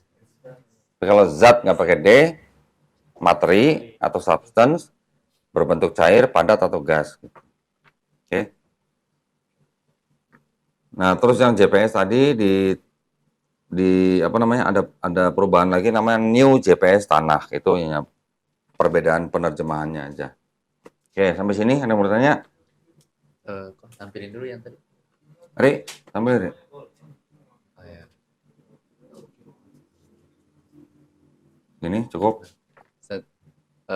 Terkait dengan itu kan setelah Vulgata yang abad keempat sebelum Masehi, tiba-tiba di abad belasan itu kan, kok tiba-tiba muncul yang semacam itu? Kenapa terlambat sekali gitu adanya versi Lama. Bible yang semacam itu? Ya, dalam jarak itu, dalam masa itu mereka menggunakan yang bahasa Latin. Oh. Bahasa Latin atau yang bahasa Yunani gitu. Berarti otomatis ketika ada revisi-revisi itu tidak mungkin tidak terjadi perubahan dong? Iya Dengan lah. pencampuran-pencampuran semacam itu. Iya. Bahkan ada yang tidak selesai tuh. Tindel nggak selesai. Jadi yang menerbitkan Bible dengan versinya masing-masing itu belum tentu diakui oleh kelompok yang lain gitu. Nanti ada juga yang dibakar. Ada juga yang dibakar, yang Tindel itu dibakar. Gitu. Jadi kalau dia mengatakan kenapa sahabat Utsman bin Affan membakar Quran-Quran yang lain, tinggal balikan aja. Kenapa yang Tindel dibakar gitu? Pasti kan ada latar belakangnya, ada tujuannya. Gitu. Ya. Nanti habis ini saya tutup dengan alur bagaimana Bible yang bahasa Inggris. Ini kan bahasa Inggris nih semua. Yang ke bawah ini kan semua bahasa Inggris nih. Bagaimana yang bahasa Inggris ini tersusun gitu. Tersusun menjadi. Ya, maksudnya dari bahasa Latin atau Yunani, Latin. Terus kemudian ada yang bahasa Jerman, ada yang bahasa Yunani, ada yang bahasa Inggris. Baru menjadi King James Version itu. Sampai ke bahasa Indonesia dibahas nggak? Enggak. Yang bahasa Indonesia kan yang dipakai sama tim penerjemah yang di Indonesia, Ustaz, itu yang mana? Nanti. Karena kan melihat yang semacam itu otomatis. Nanti. Nah, tadi kan saya nih. Di sini kan ada Nestle Aland Novum Testamentum Grace kan. Ini yang dipakai Indonesia untuk perjanjian barunya. Oke. Nanti ya, nanti. Nanti saya kasih tahu sekalian namanya KJV. KJV dari mana, yang bahasa Indonesia dari mana. Yes, jadi sedikit apa sih cringe bagi kita yang orang Islam yang udah biasa dengan otentik kalimat-kalimat Al-Qur'an kita, tiba-tiba melihat kitab agama yang lain tidak seperti kita gitu. Jadi kayak aneh sekali rasanya dan Kenapa? membingungkan. Ya, kalau bingung itu namanya DL. DF.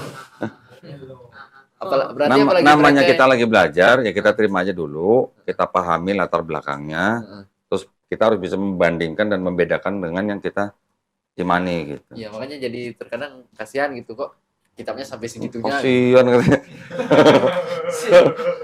Yes. Karena sampai segitunya gitu. Iya. Paham. Kenapa? Kan dia juga teman kita, saudara kita. Saudara kita, iya. Jangan gitu. Nanya kok. Ya, bentar. Itu kan tadi yang disebutkan yang JPS tanah itu kan di bawahnya American New Version. Nah, itu enggak, sebenarnya ini juga saya juga ragu-ragu nih mau ditaruh di sini atau bukan gitu. Tapi ini saya hanya menampilkan ini untuk informasi aja. Oh, berarti sebenarnya ini bukan bagian dari kekristenan gitu. Ini bukan bagian Kristen sebenarnya. Cuman ya buat tambahan informasi aja. Berarti itu yang JPS tanah itu kan bisa dibilang perjanjian lama berarti kok ya? Ya, cuman perjanjian lama dan itu punya Yahudi. Berarti bukan punya Kristen. JPS tanah itu memang awalnya ketika jadi JPS tanah itu memang awalnya dari betul-betul perjanjian lama atau perjanjian lama yang dipisahkan dari Bible yang dipakai Kristen? Enggak, dari ini tanah. Oh, berarti emang Iya.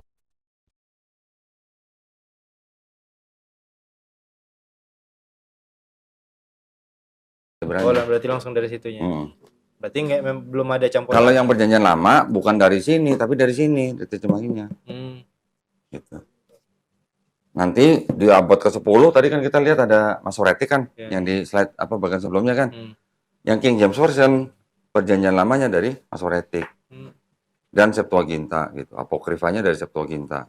Perjanjian lamanya dari Masoretic, apokrifanya dari Septuaginta, perjanjian barunya dari kalau nggak salah Textus Receptus kalau nggak salah. Textus Receptus kan udah abad keberapa tuh?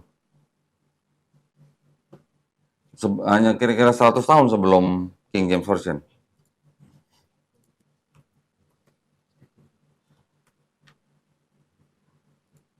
Ya.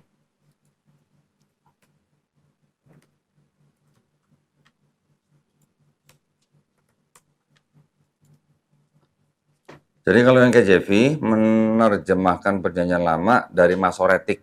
Masoretic itu tadi yang di abad ke-10 ya. Yang ini nih. Bentar. Nah ini. Ini Masoretic nih, tuh. Ini abad ke-10 Masehi. Perjanjian lamanya KJV menerjemahkan dari sini. Ya. Terus kalau yang apokrifanya itu diterjemahkan dari Septuaginta.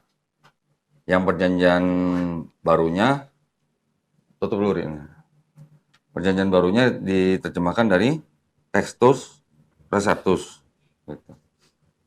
Oke, kalau yang LAI menerjemahkan dari PL-nya dari Biblia Hebraika, PB-nya dari yang ini Novum Testamentum ini.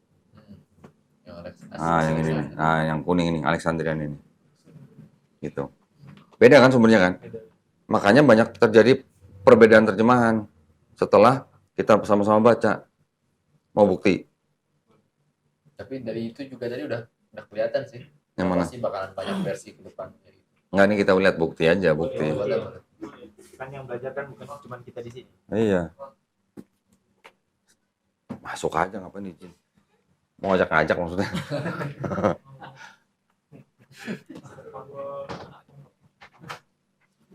Biasanya yang lama mana sih?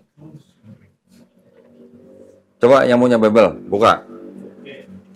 Lukas 4. Ini kita lihat perjanjian baru nih, bedanya nih. Enggak urutan. Lukas 4. Lukas 4 ayat 44, baca. 4. Dan ia memberitakan Injil dalam rumah-rumah ibadat di Yudea. Di mana? Di Yudea. Kamu baca ayat 44. Nanti tadi yang ini ya. Ayat 44. And he was preaching in the synagogues of Galilee. Di mana? Galilea. Tadi bilang apa? Yudea. Galilea Yudea itu jaraknya berapa kilo tau nggak? 70 mil. 70 mil itu kira-kira 113 km. Nah, pertanyaan kan kita boleh nanya dong, yang salah yang mana gitu. Galilea, Yudea gitu. Harusnya yang salah itu dong. Kan dia nerjemah yang ini. Ini juga terjemahan, ini juga terjemahan. Oh iya. Dua-duanya terjemahan. Tunduk saja. Sini. Gimana apanya mau ditunjukin? Ini perjanjian baru ya? Bukan perjanjian lama. Di Dua Tawarikh kalau nggak salah.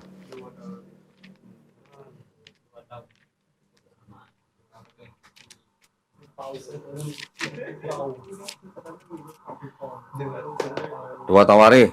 Malah buka laptop, bukan buka di Bible. Sini saya buka sih. Ribet itu ribet banget. Alhamdulillah belum jadi Kristen. Alhamdulillah belum pernah jadi kafir gitu ya. Dua Tawarikh 36. Nih. 36 ayat 9. 36 ayat 9. Pakai mic, baca. Yohyakin berumur 18 tahun pada waktu ia menjadi raja, dan 3 bulan 10 hari lamanya ia memerintah di Yerusalem.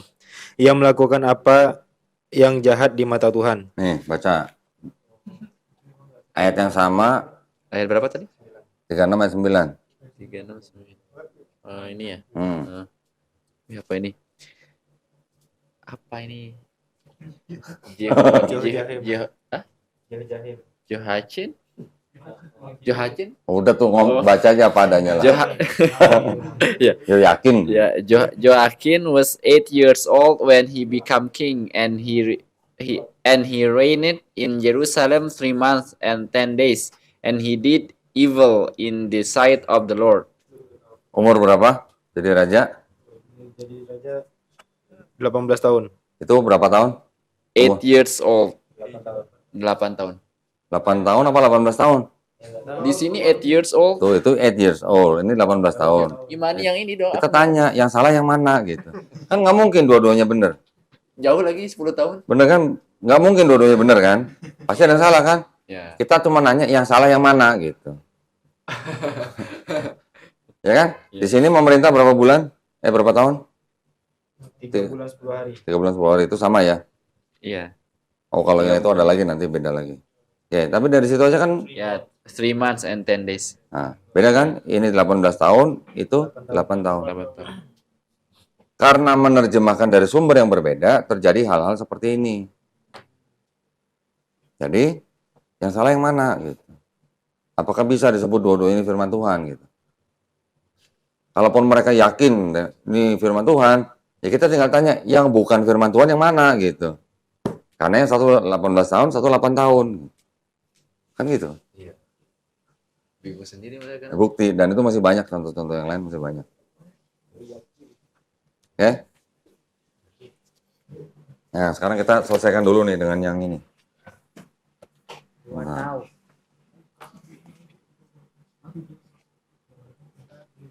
Tolong, Ri. Nah, ini.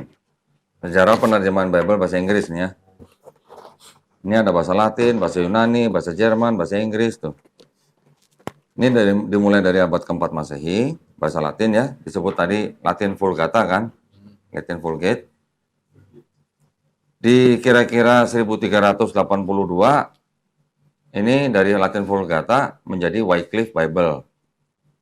Ya. Kemudian kira-kira di 1530 menjadi Tyndale Pentateuch. Kemudian kira-kira 1535 juga juga diambil dari Tyndale ini menjadi Coverdale Bible. Ini juga ada masukan dari Latin Pas Ninus Bible 1528. Ini menjadi Coverdale Bible. Kemudian dari Coverdale Bible ini juga menurunkan The Great Bible, yang ini juga dari Vulgata. Jadi Vulgata diterjemahkan menjadi The Great Bible. Yang Coverdale juga mempengaruhi The Great Bible. The Great Bible juga mendapat masukan dari Munsters Latin. Oke. Kemudian yang dari Vulgata itu juga menimbulkan Duo Rhymes Bible. Ya, tadi kan kita udah lihat kan, ada kan? 1582. Kemudian yang dari bahasa Yunani yang disusun oleh Erasmus, yaitu Textus Receptus, tadi kan ada kan? Dia menerbitkan 3 kali. 1519 ini edisi 2, yang 1522 edisi yang ketiga. Dari Erasmus ini dipakai oleh Martin Luther. Ini dalam bahasa Jerman, tuh, ya. Martin Luther diterjemahkan menjadi Tyndale, Perjanjian Baru, tapi hanya Perjanjian Baru. Tadi di atas kan ada Tyndale nih. Ini kan Tyndale nih, tapi ini hanya Pentateuch saja. Pentateuch yang 5, ya 5 kata Musa. Kalau yang Tyndale di sini yang dari Martin Luther ini hanya Perjanjian Baru saja, 1526. Kemudian dari atas tadi nih kita lihat dari Tyndale ini selain ke Coverdale kan juga dipakai oleh Matthew Bible 1537. Nah ini bahasa Inggris nih kalau ini.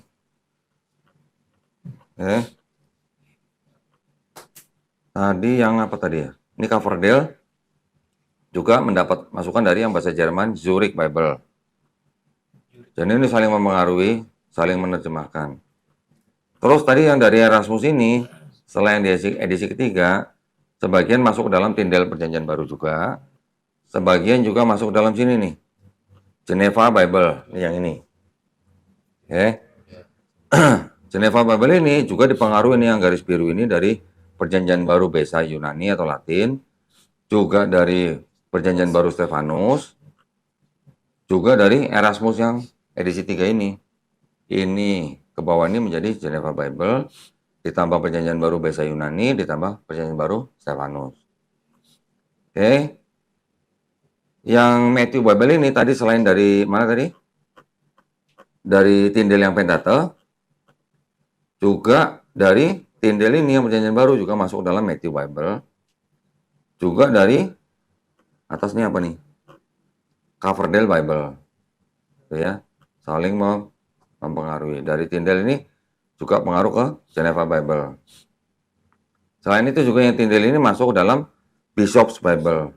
Yang Geneva Bible mempengaruhi Bishop juga mempengaruhi King James Bible. Oke. Jadi yang Tindel, Geneva, Bishops ini yang menjadikan King James Bible. Bishopsnya tadi dari atas ini siapa? Dari The Great Bible. Ini kira-kira nih sejarah atau skema penerjemahan ke bahasa Inggris. Asalnya dari Bible yang mana gitu. Oke. Itu jelas ya? Ada pertanyaan? Itu yang mempengaruhi maksudnya mempengaruhi dalam arti apakah ngambil mencomot-comot sebagian Menerjemahkan. Oh. Menerjemahkan. Dari Latin diterjemahkan ke bahasa apa? Ada yang menulis bahasa Yunani, ada yang menulis bahasa Jerman, sampai ke dalam bahasa Inggrisnya. Itu kan beda-beda, berarti nanti pasti ada perubahan di antara yang penterjemahan-penterjemahan. Iya. Iya. Ada lagi pertanyaan?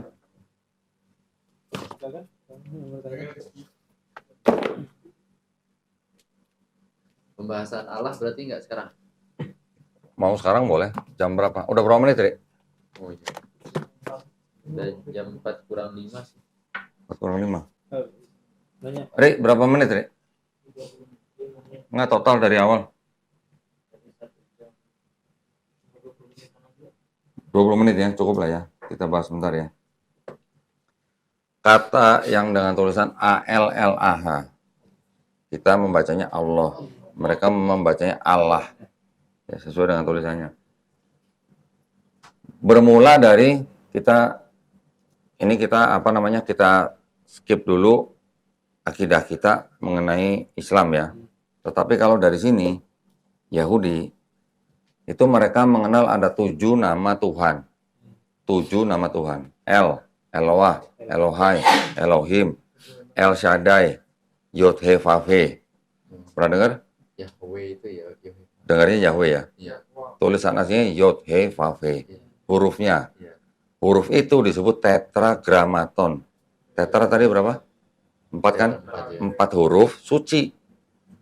Ya, Yod He Vav He atau tetragrammaton, yang terakhir baru Zevaot. Jadi orang Yahudi mengenal 7 nama ini.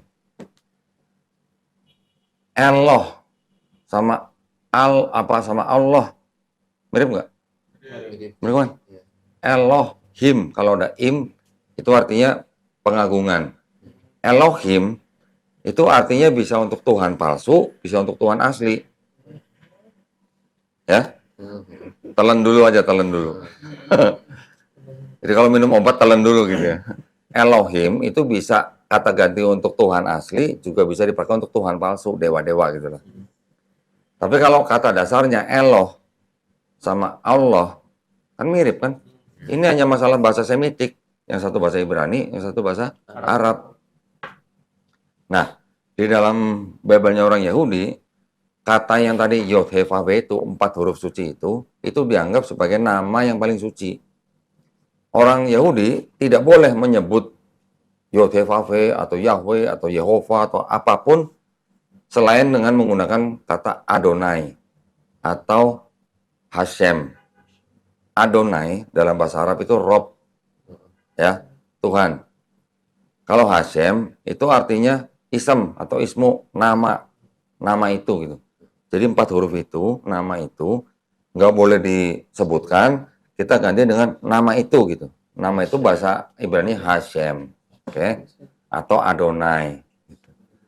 Nah, orang Yahudi menerjemahkan Torah ini, khususnya yang Torah Pentateuch yang 5 kitab Musa, ke dalam bahasa Arab. Kata yang tadi 4 itu ke dalam bahasa Arab menjadi Allah. Oke? Sama nggak? Iya, sama. Mereka menyetarakan 4 huruf tadi menjadi kata Allah di dalam bahasa Arab. Berarti orang Yahudi memahami bahwa yang disebut dengan tetragrammaton itu sama dengan Allah dalam bahasa Arab. Paham ya? Terus, Kristen Arab memahami kata Allah itu sebagai nama. Nama Tuhan dalam bahasa Arab. Ada buktinya nggak? Ada. Nih. Ada yang lulusan pesantren? Pasti tahu ini dong. Nah, tahu munjid. Tahu munjid kan? Kalau tahu munjid, silakan dibaca nih. Yang saya garis merah bawah nih.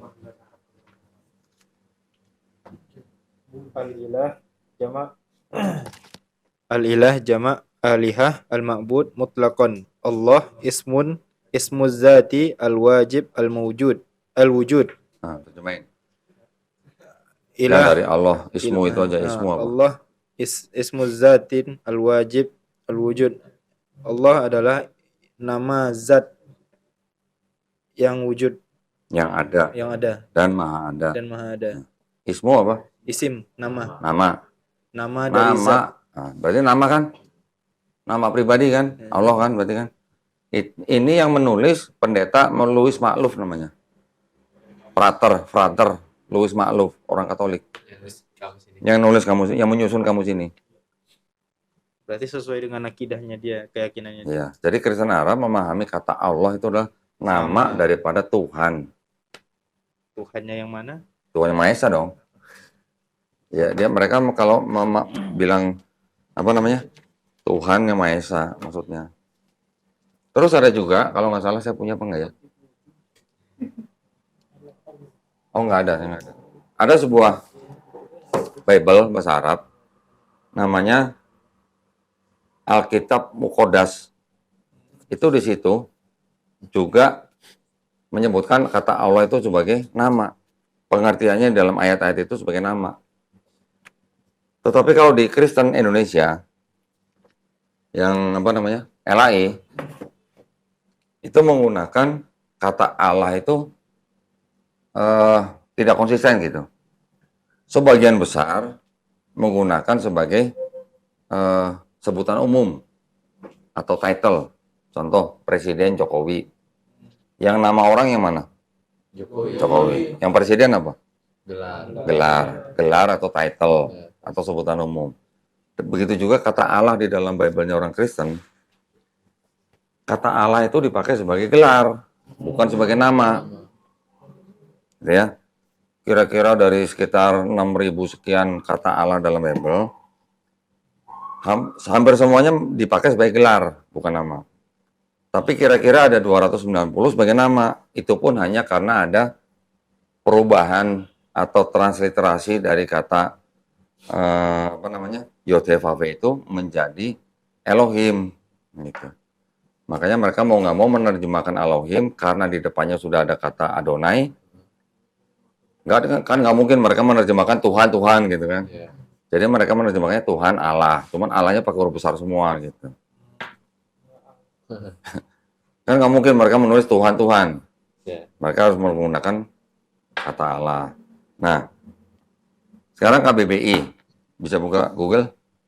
Ada yang bisa buka Google? Coba cek KBBI itu kata Allah tuh definisinya apa gitu.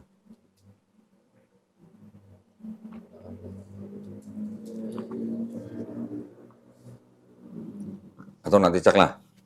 Saya kasih tahu aja. Udah. Tulis. Tapi ini Wikipedia ini artikel kbbi.web.id kalau nggak salah. Kata Allah tuh apa definisinya? Allah, nama Tuhan dalam bahasa Arab, Ya. pencipta alam semesta yang maha Nah, sempurna.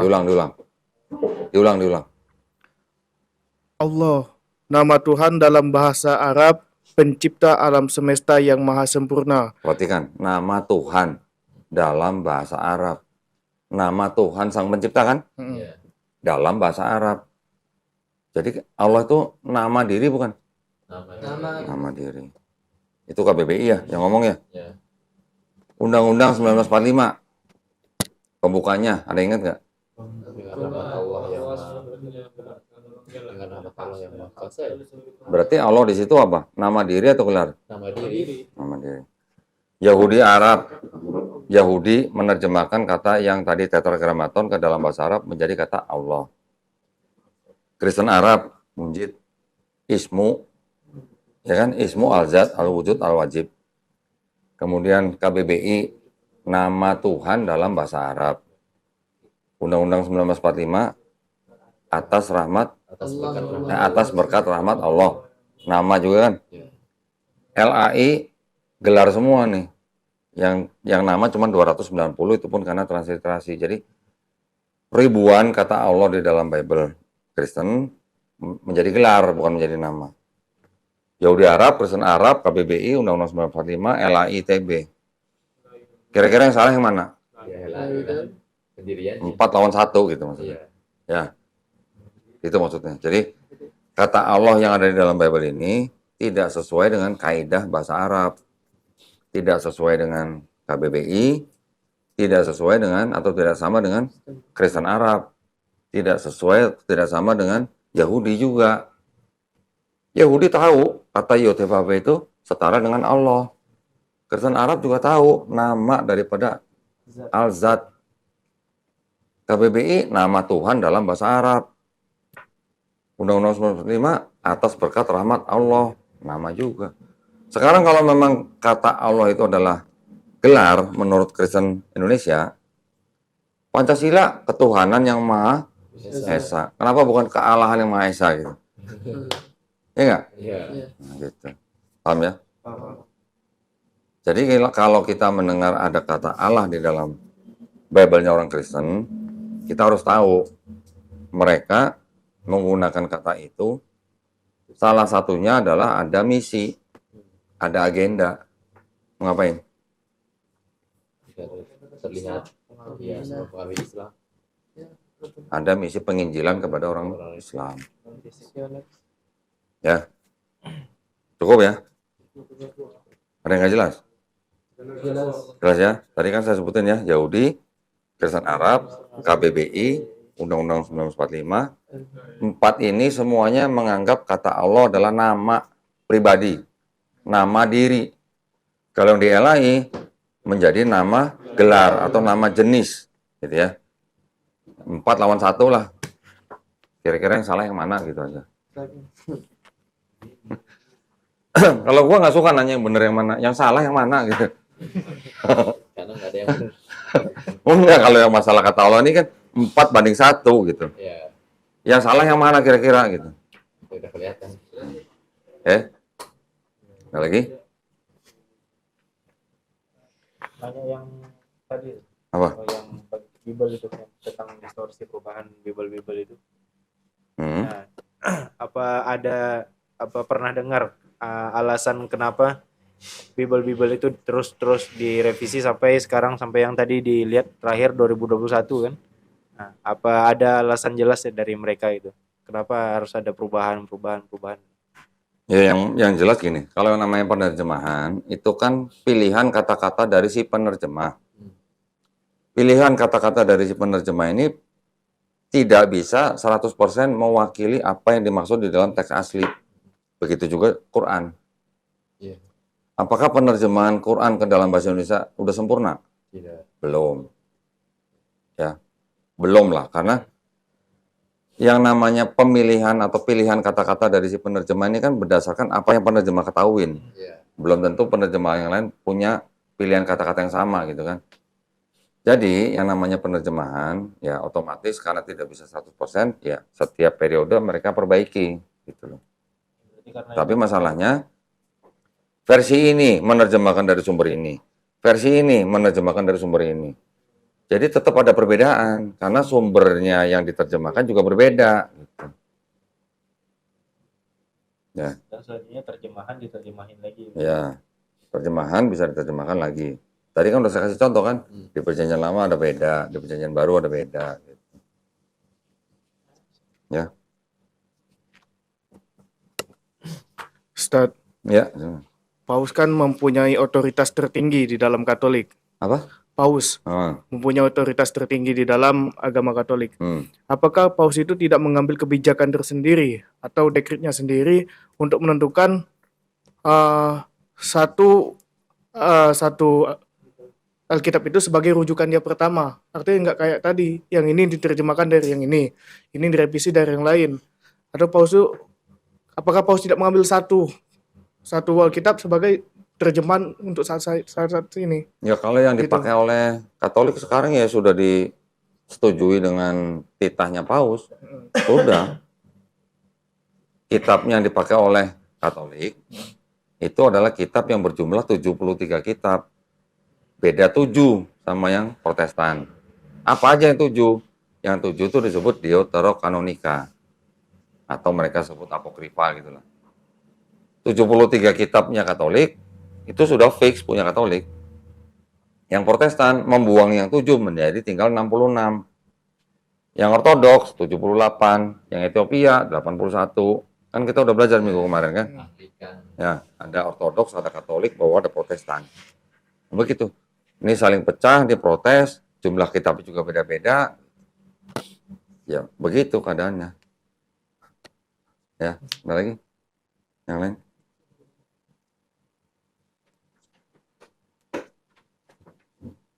Nggak ada? Kalau nggak ada kita tutup. Ya, cukup ya. Alhamdulillah kita sudah mempelajari sejarah Bible-nya Yahudi dan Kristen, juga beberapa versi Bible. Paling tidak ini adalah dasar-dasar daripada Kristologi. Ya.